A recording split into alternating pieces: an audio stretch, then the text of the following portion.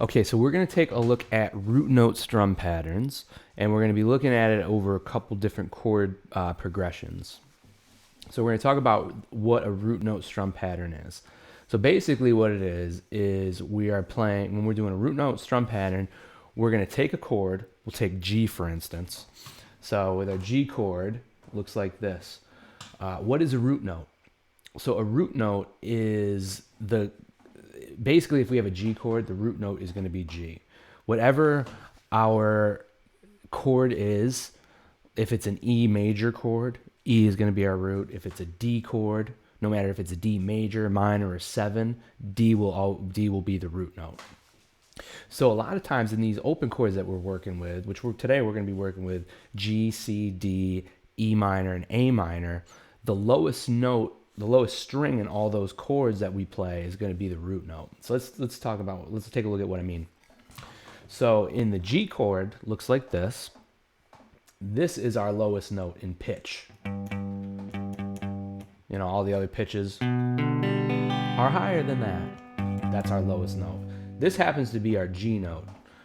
So this is going to be our root note of the chord because it's a G, and we're playing a G chord.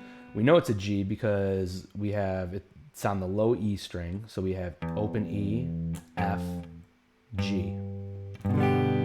All right, so what we're going to do for this strum pattern now is we're going to hit the root of the chord on beat 1, then we're going to do a downstroke strum on beat 2, hit the root of the chord again, and we're only hitting that one single string the root note is on for beat 3, and then beat 4 is going to be a strum. So it's going to look like this.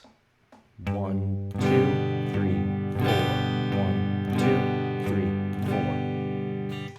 So that's over the G chord. Over a C chord, our C chord looks like this.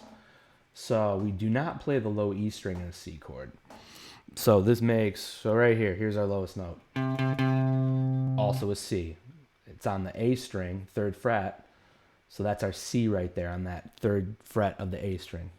Because we have open A, A sharp or B flat, same note, B, and then C. So for this chord, we're going to go root, down, down.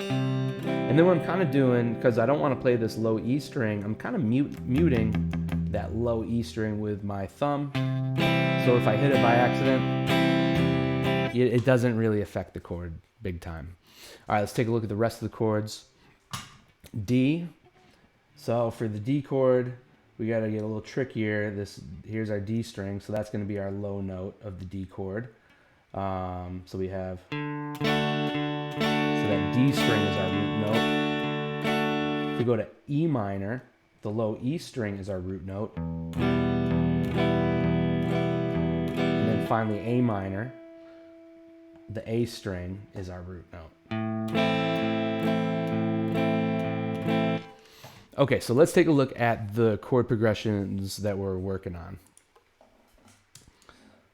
Okay, so we have chord progression 1 and then chord progression 2.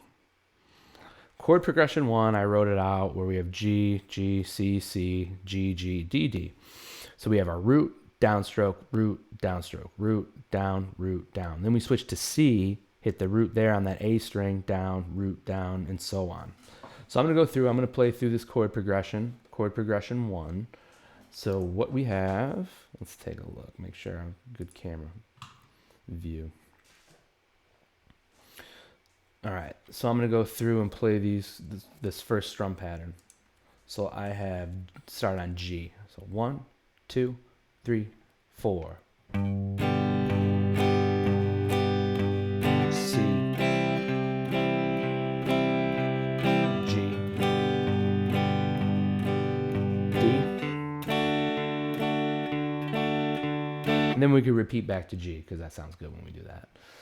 All right, the second strum pattern, I'm going to take a little bit slower here. So the second strum pattern looks like this. So we have our A minors and E minors, but we still have those C and Ds in there as well. All right, so let's take a look at this strum pattern now. So I'm going to take it a little slower. So 1, 2, 3, 4.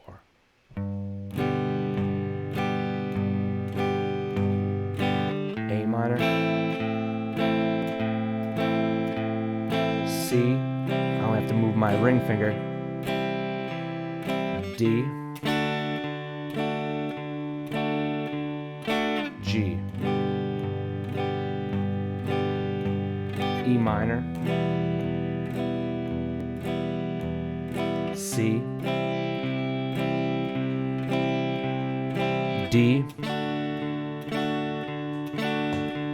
and back to G. All right, so that is our, what is that, root note strum pattern now with those two different chord progressions.